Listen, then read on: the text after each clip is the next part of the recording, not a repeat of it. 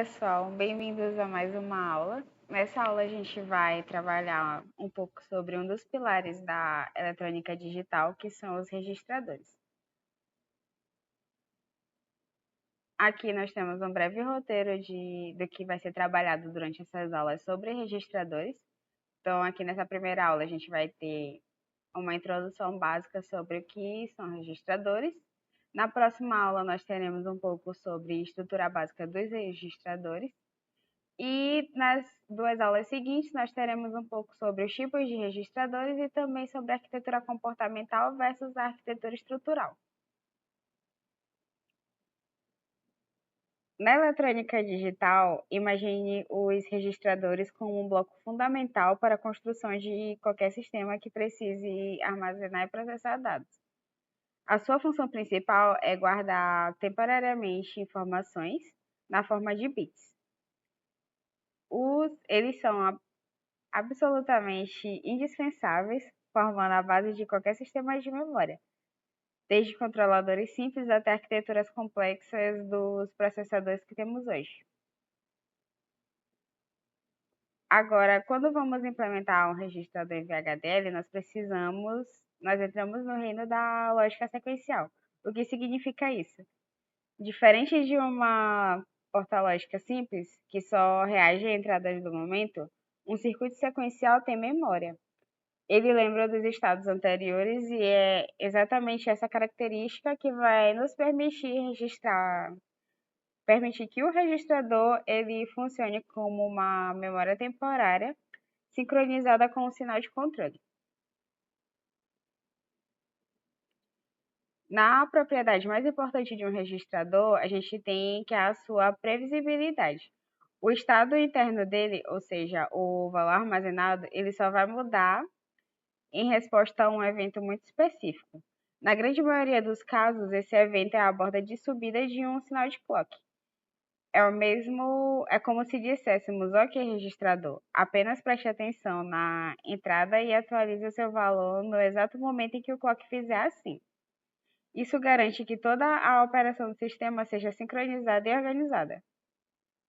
Tecnicamente, como é que isso vai funcionar? Um registrador é construído com um conjunto de flip-flops, cada um responsável por armazenar um bit de informação. Esses flip-flops eles trabalham em equipe, controlados pelo mesmo sinal de clock no VHDL, nos quais a gente vai agrupar um valor, como um std logic vector. Além do clock, outros sinais de controle tornam o registrador mais inteligente e útil. O sinal de reset, por exemplo, ele zera todo o conteúdo armazenado. O enable, ele habilita e desabilita a gravação dos novos dados. E o load, ele autoriza a atualização do valor. Tudo isso sempre sincronizado com o funcionamento do clock. Essa organização ela vai tornar os registradores incrivelmente versáteis. Eles não são apenas um local de armazenamento passivo, podemos configurá-los para funções mais específicas, como acumular valores, deslocar bits para a esquerda ou para a direita, o que é muito útil em operações como multiplicações e divisões, ou até mesmo para facilitar a comunicação entre diferentes partes do circuito. Na próxima aula, a gente vai trabalhar um pouco mais sobre a questão da estrutura básica dos registradores e também como ela funciona. Em resumo, os registradores, foi o que a gente viu aqui na introdução, eles são peças centrais no design de hardware. Eles são uma memória de curto prazo que permite a execução de operações complexas e sincronizadas. Dominar a estrutura dele é fundamental em VHDL, pois é um passo essencial para qualquer um que queira avançar no desenvolvimento de sistemas digitais.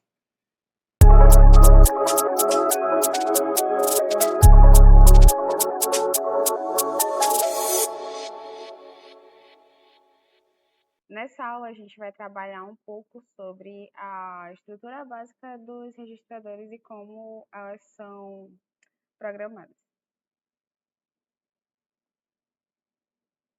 A estrutura básica de um registrador em VHDL, ela é uma tradução direta do seu comportamento lógico. Em essência, é um circuito com um objetivo muito claro: armazenar dados e atualizá-los em momentos muito específicos, definidos pelo clock e muitas vezes por sinais de controle extras como reset. Para implementar isso, a gente utiliza a modelagem sequencial com o process, que é o nosso processo sensível ao clock. É dentro desse processo que a mágica acontece. É nele que descrevemos a forma clara e organizada quando o dado de entrada será transferido para a saída ou quando o registrador será zerado pelo reset.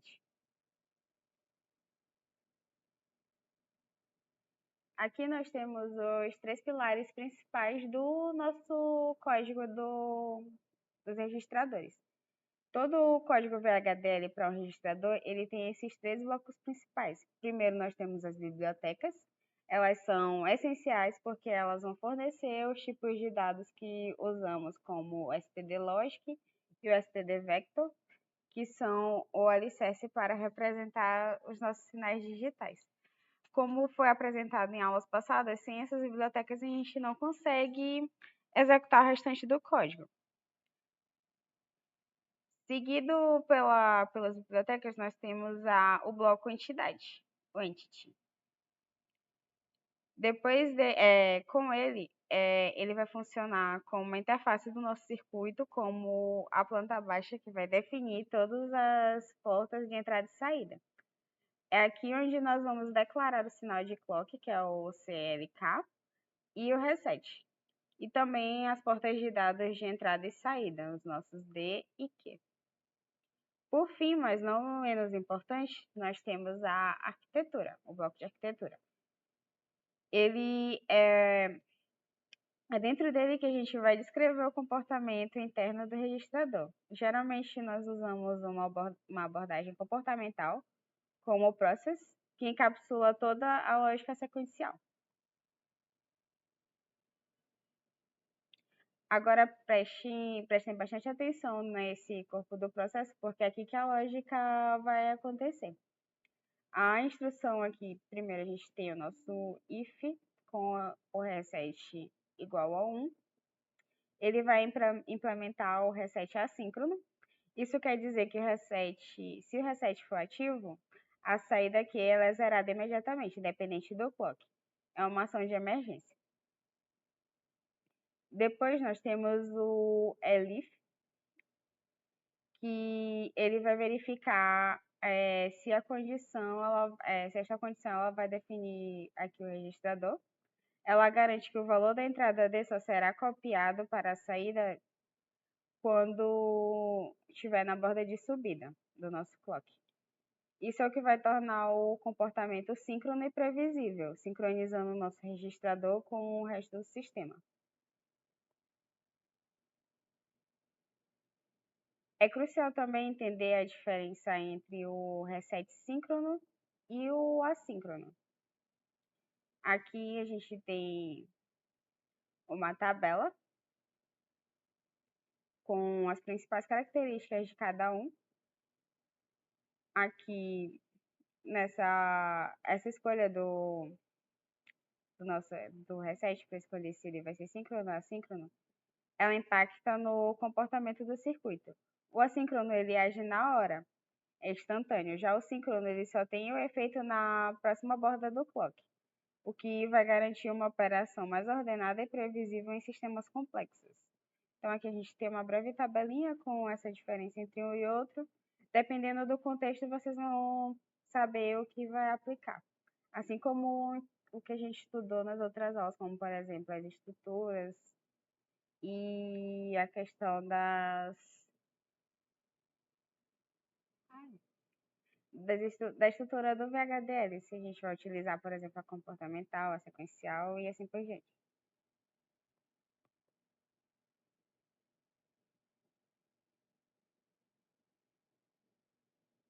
Aqui nós temos também o controle avançado com os sinais de Enable e Load. Os sinais de Enable e Load eles podem ser incluídos no nosso registrador. Com o Enable, por exemplo, o registrador só vai atualizar a saída da borda de clock se o Enable estiver ativado. Senão, ele simplesmente mantém o valor guardado. Isso dá um controle muito maior sobre quando os dados são gravados.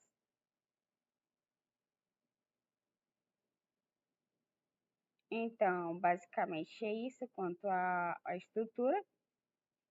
Ela vai mostrar um pouco sobre o conceito simples, como armazenar os bits. Essa estrutura ela se transforma num bloco fundamental de sistemas digitais complexos, dominando essa lógica do processo em VHDL e o papel de cada sinal de controle. Vocês também têm o poder de criar registradores para as mais variadas aplicações. Posteriormente, durante as aulas, vocês devem aprender um pouco de como trabalhar eles de forma mais elaborada, com problemas mais específicos e saber como criar de fato para aplicar nos projetos finais. Se vocês tiverem alguma dúvida sobre a questão de estrutura, deixem aqui nos comentários ou então no grupo e até a próxima aula.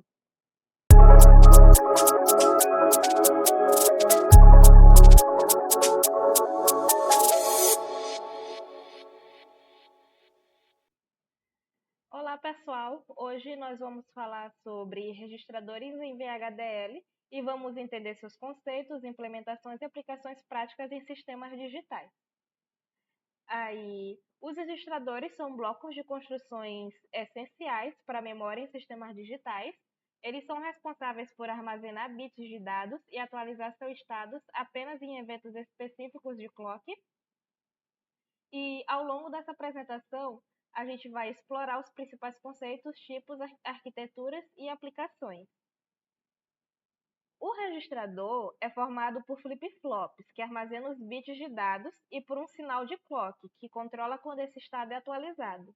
Na prática, sua implementação em VHDL é feita usando um process sensível ao clock e também a sinais de controle, como reset, logout e enable.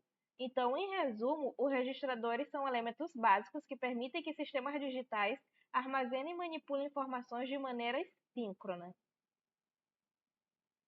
Existem diferentes tipos de registradores. E tem um registrador com carga paralela, que recebe os bits ao mesmo tempo em um único ciclo de clock. Ele é usado em acumuladores e em interfaces de barramento de dados. Tem o registrador com deslocamento sensorial. Ele também é chamado de Shift Register. Ele recebe os dados um bit por vez e os desloca a cada clock. É muito usado em comunicação serial, como SPI e o ART, e também em conversadores paralelo serial. Nós também temos o registrador com realimentação, que é um shift register, em que o bit que sai volta para o início, fazendo com que o conteúdo gire ciclicamente. Ele é útil para gerar padrões repetitivos ou implementar contadores circulares.